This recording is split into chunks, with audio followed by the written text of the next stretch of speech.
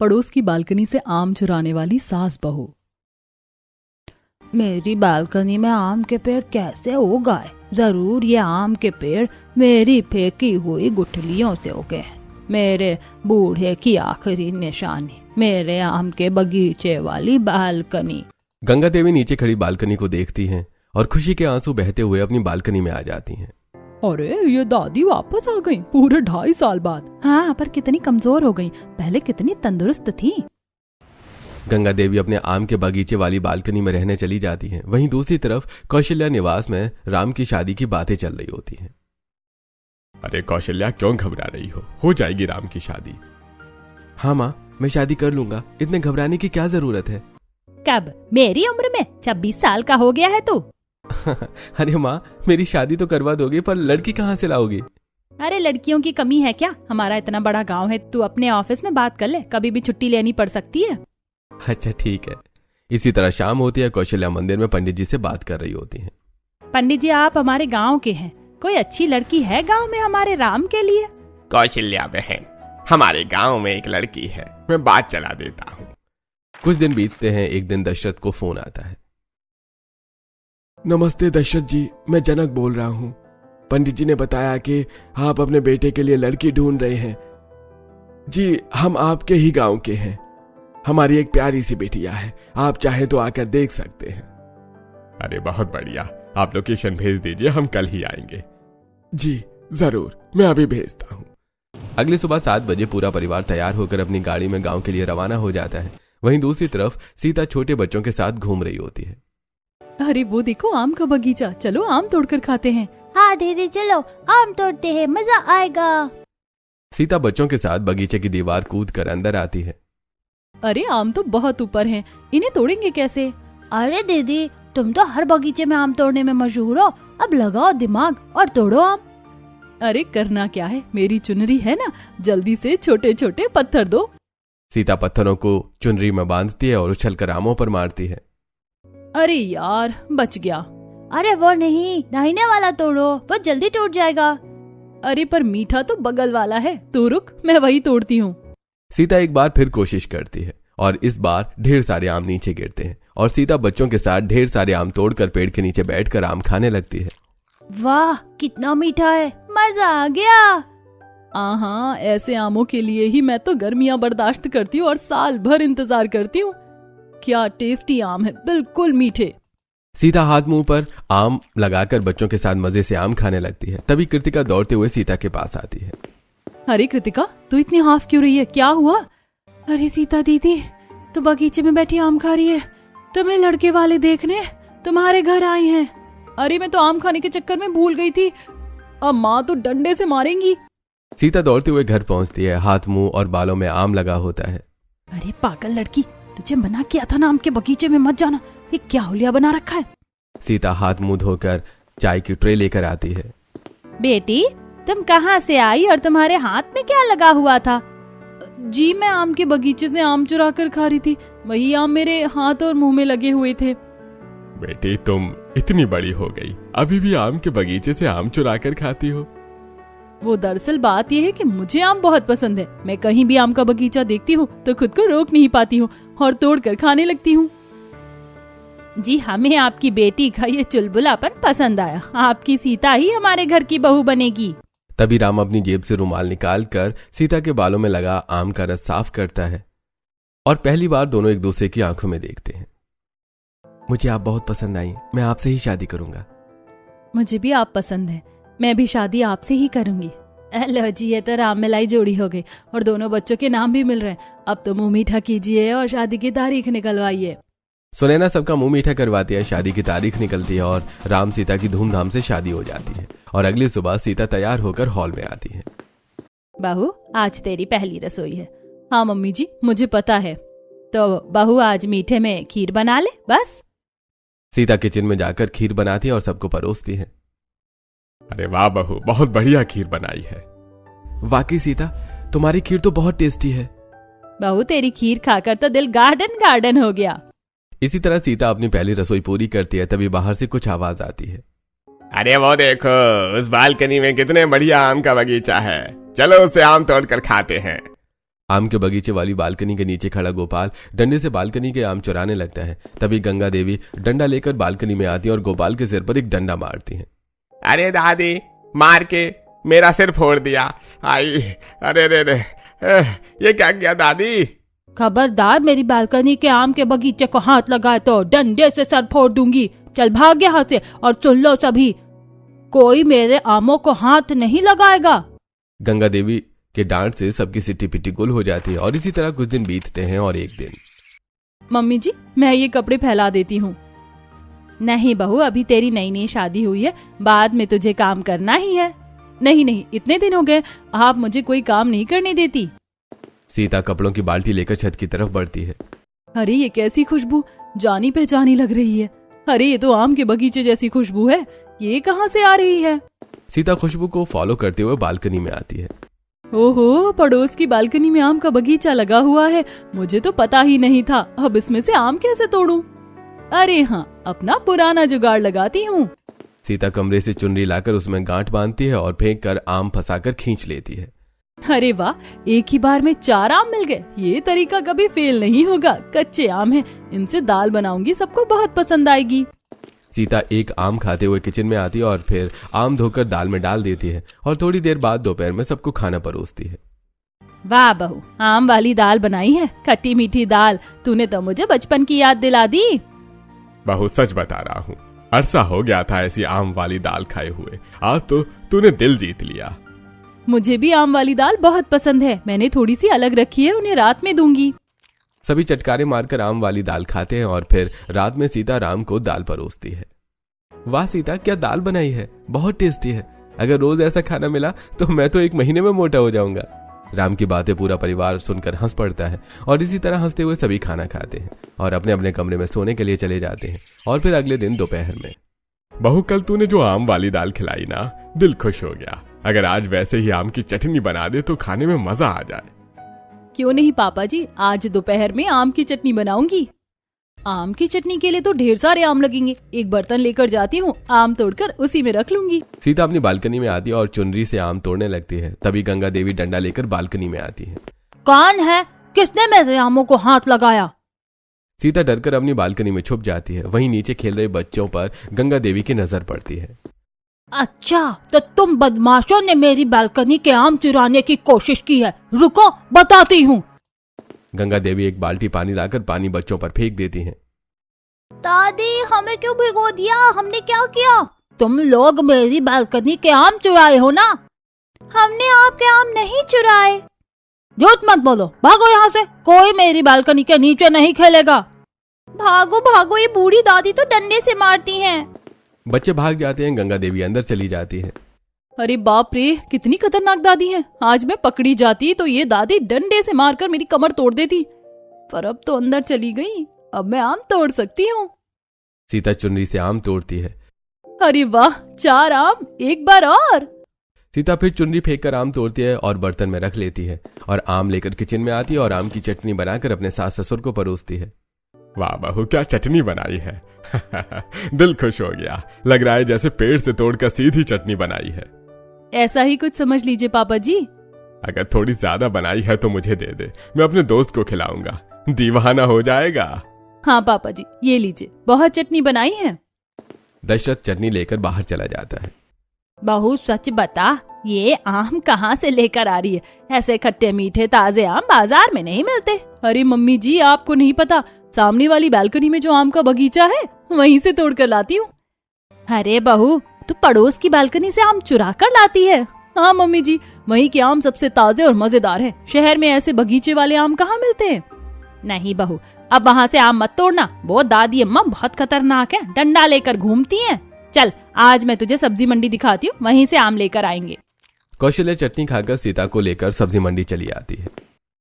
बोलिए बहन जी, क्या सब्जी दूं? भैया, कच्चे आम है क्या, बगीचे वाले? हाँ हाँ, ये देखिए, अभी बगीचे से तोड़ कर लाया हूँ। कितने के हैं? एक आम 25 रुपए का। क्या, एक आम 25 रुपए का? अरे हम 4 लोग हैं, अगर एक के लिए 2 आम ले ले तो 8 आम होते, यानी 200 रुपए। अरे भैया, अभी यही रेट चल रहा है। 200 रुपए में तो अचार आ जाएगा। मम्मी जी ये झूठ बोल रहा है, ये बगीचे के आम नहीं है, और जितने हमसे ये बेच रहा है ना, उतने हम तो गांव के बगीचे में फेंके पड़े रहते हैं। चलिए यहाँ से। सीता और कौशल्या घर लौट आती हैं। बहू तूने 2 दिन ऐसे आम खिला दिया, अब तो बस आम ही खाने का मन करता है। आम पन्ना, आम रस, चटनी, अचार। बस मम्मी जी मुंह में पानी आ रहा है, अब तो मुझे भी आम चाहिए। इस गर्मी में आम कौन छोड़े बहू। मम्मी जी आपने मना किया था, पर अब मुझसे नहीं रुका जाएगा। मैं तो पड़ोस की बालकनी से आम चुराऊंगी।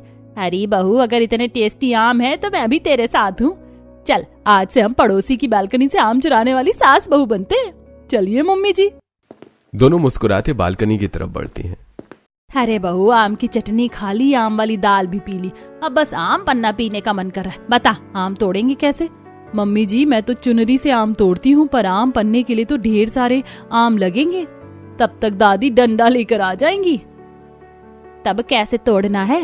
हरी सासू माँ अब देखिए मैं कैसे जुगाड़ लगाती हूँ। सीता किचन से टोकरी, डंडा और छुरी लगाकर बालकनी में आती है।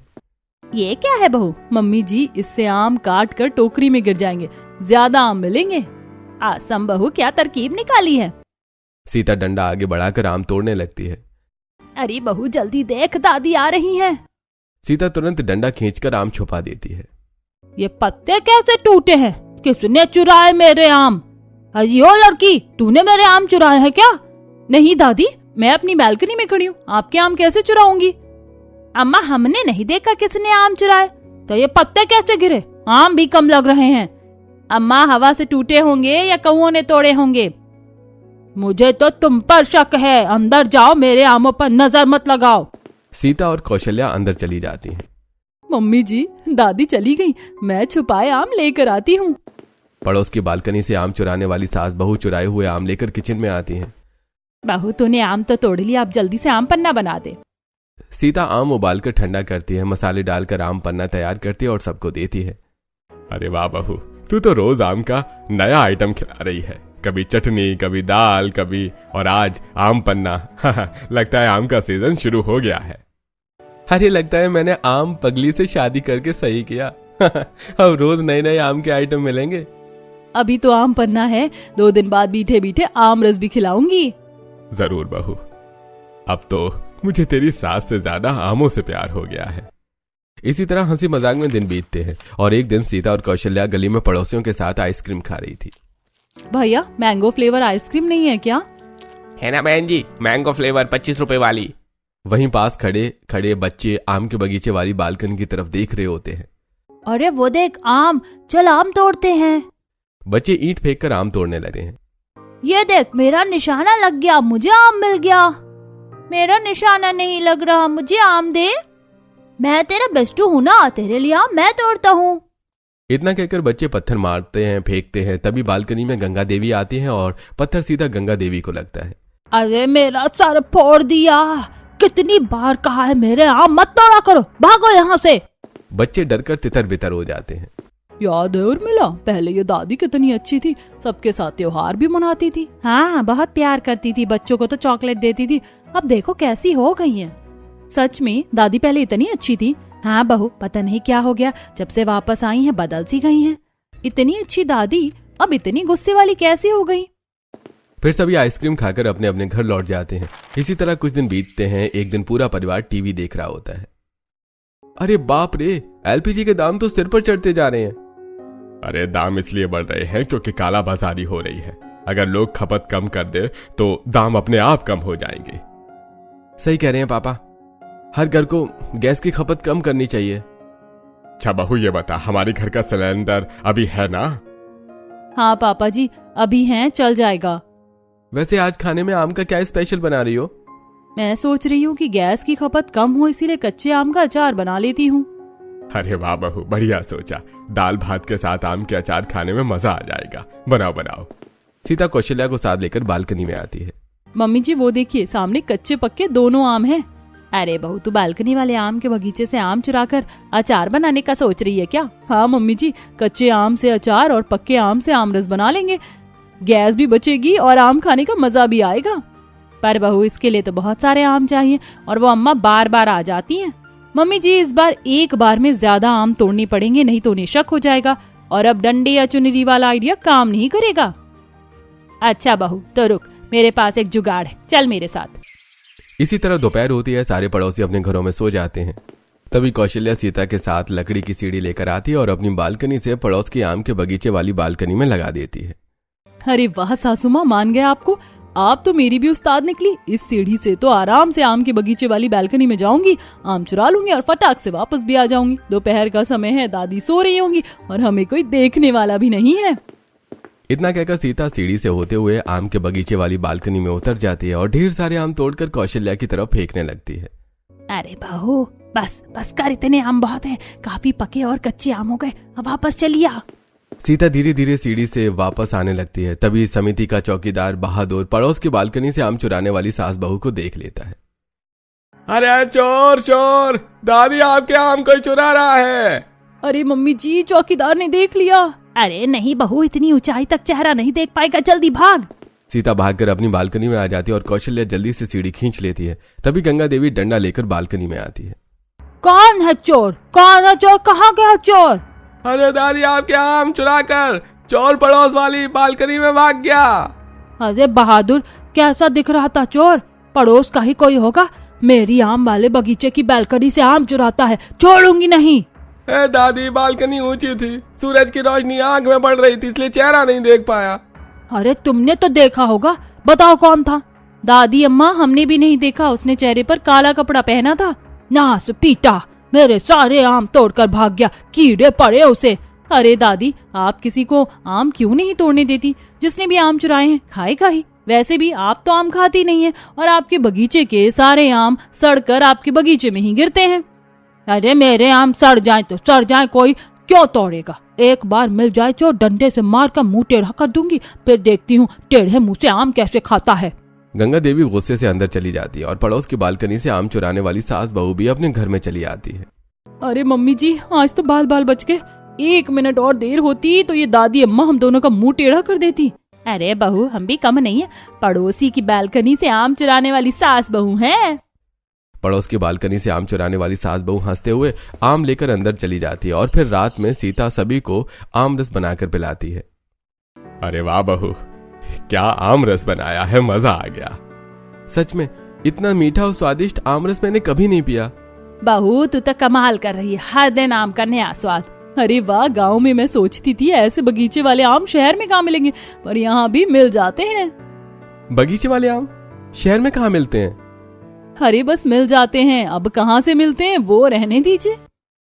सभी आम रस पीते हैं और अपने अपने कमरे में सोने चले जाते हैं। अगले दिन सीता कच्चे आमों को टुकड़ों में काट रही होती है।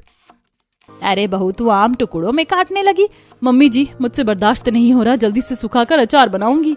लगता है तू 2 दिन में ही अचार खत्म कर देगी। खत्म हो जाए तो क्या, पड़ोस की बालकनी में बगीचा है, फिर तोड़ लाऊंगी। दोनों हंसते हैं और सीता आम सुखाने के लिए बालकनी में रख देती है। इसी तरह दिन बीतता है। अगले दिन सास बहू के चुराए हुए आम बालकनी में सूख रहे होते हैं। तभी गंगा देवी सूखते हुए आम देखकर, ओ पड़ोस की बालकनी से आम चुराने वाली सास बहू, बाहर निकलो, वरना डंडा लेकर घर में आ जाऊंगी। पूरे परिवार को डंडे से मार मार कर टेढ़ा कर दूंगी, सब चोरी की आदत भूल जाओगे। क्या हुआ दादी अम्मा, क्यों चिल्ला रही हो? अरे ये जो मेरे आम चुराने वाले चोर हैं, यही पड़ोस की सास बहू हैं। देखो उनकी बालकनी में कितने कच्चे आम सूख रहे हैं। कौशल्या और सीता बालकनी में आती हैं। अरे अम्मा, क्यों चिल्ला रही हो? तुम दोनों ही मेरे आम चुरा रही हो। कोई सबूत है दादी अम्मा? बिना सबूत के इल्जाम मत लगाइए। सबूत तुम्हारी बालकनी में है, मेरे आम चोरी हुए और तुम्हारे यहाँ सूख रहे हैं। अरे दादी, बाजार से भी तो आम आ सकते हैं, ऐसे कैसे इल्जाम लगा रही हैं? हाँ दादी, सही जवाब मिला है। हर चीज चोरी नहीं होती। ठीक है, देखती हूँ कब तक बचती हो। जिस दिन पकड़ लिया ना, डंडे से मार मार कर भूसा भर दूंगी। गंगा देवी गुस्से में अंदर चली जाती हैं। कौशल्या और सीता भी अंदर चली जाती है। इसी तरह कुछ दिन बीतते हैं और अचार बनकर तैयार हो जाता है। तभी एक दिन, अरे सीता, तुमने तो आम रस बनाया था ना, बहुत स्वादिष्ट था, पर उसके बाद से कभी बनाया ही नहीं। आज खट्टी दाल और आम रस दोनों बनाना। हाँ बहू, दोपहर में खट्टी दाल खाएंगे और रात में मीठा मीठा आम रस पियेंगे, मजा आ जाएगा। अरे हाँ, क्यों नहीं, आज मैं यही बनाऊंगी। सीता कौशल्या के साथ बालकनी में आती है। अरे बहू, तूने हाँ तो कह दिया, पर इस बार अगर आम चुराने गई तो फंस सकती है। अरे सासू माँ, आप टेंशन क्यों लेती हैं? मैं तो बचपन से ऐसे बगीचों से आम चुरा कर भागती आई हूँ। डंडे लेकर बुढ़िया भी पकड़ नहीं पाई। ये दादी तो अपनी बालकनी से कूद कर आएंगी नहीं।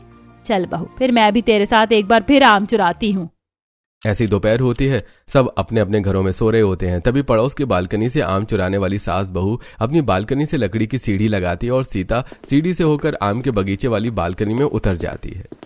मम्मी जी ये पकड़िए आम, ये लीजिए। अब पकड़ी गई चोर, पड़ोस की बालकनी से आम चुराने वाली सास बहू पकड़ी गई, रुक जा। गंगा देवी डंडा लेकर बालकनी की तरफ बढ़ती है। तभी सीता जल्दी से सीढ़ी पर चढ़ती है और फिसलकर बीच में ही लटक जाती है। अरे सासू माँ बचाइए, मैं तो लटक गई, अब क्या करूँ?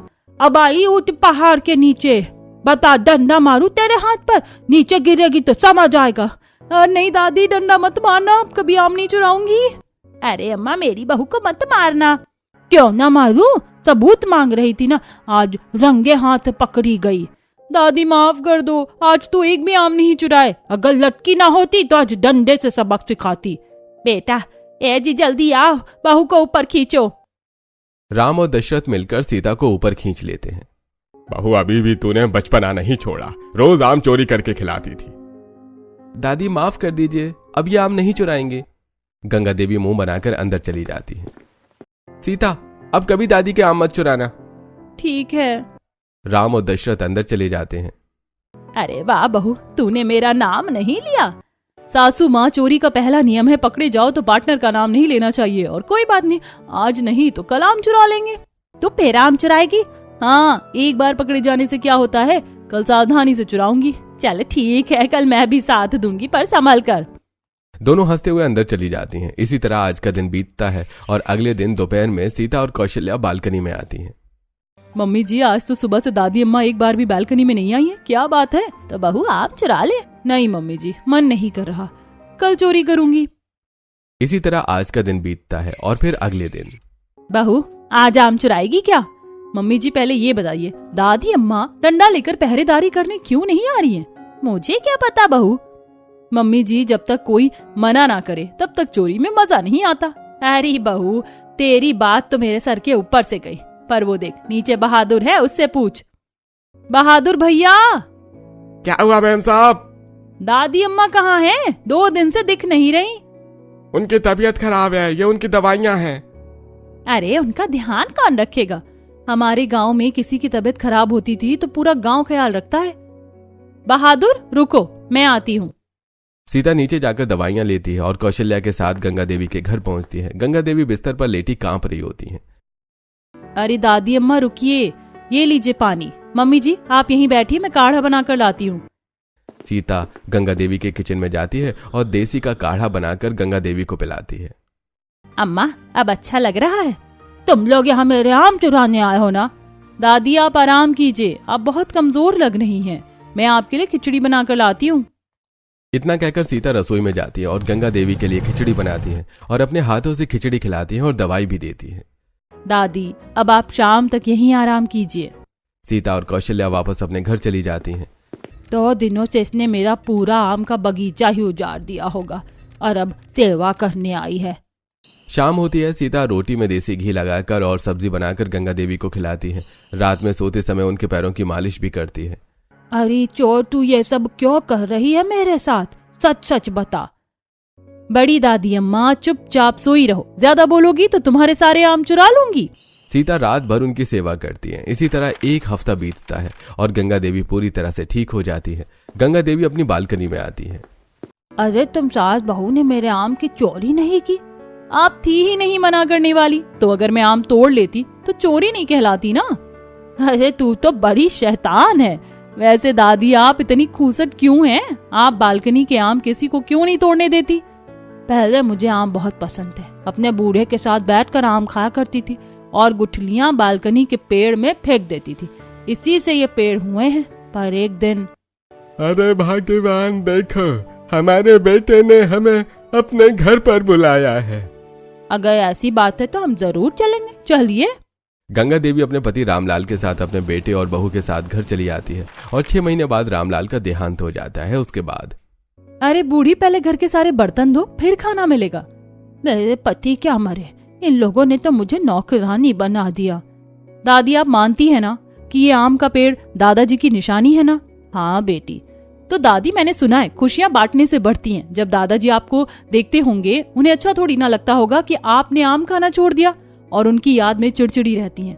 अगर आप चाहती हैं कि दादाजी आपको देखकर खुश हो तो दोबारा आम खाना शुरू कीजिए। अरे बेटी, मैंने तो ये सोचा ही नहीं। अब तेरा जब मन करे तो बालकनी से आम तोड़कर खाना। बच्चों इधर आओ, ये लो आम खाओ। आज से मैं तुम लोगों को आम तोड़ने के लिए मना नहीं करूंगी। फिर गंगा देवी सीता के साथ बैठकर आम खाती है और अब पड़ोस की बालकनी से आम चुराने वाली सास बहू को आम चुराकर नहीं खाने पड़ते हैं।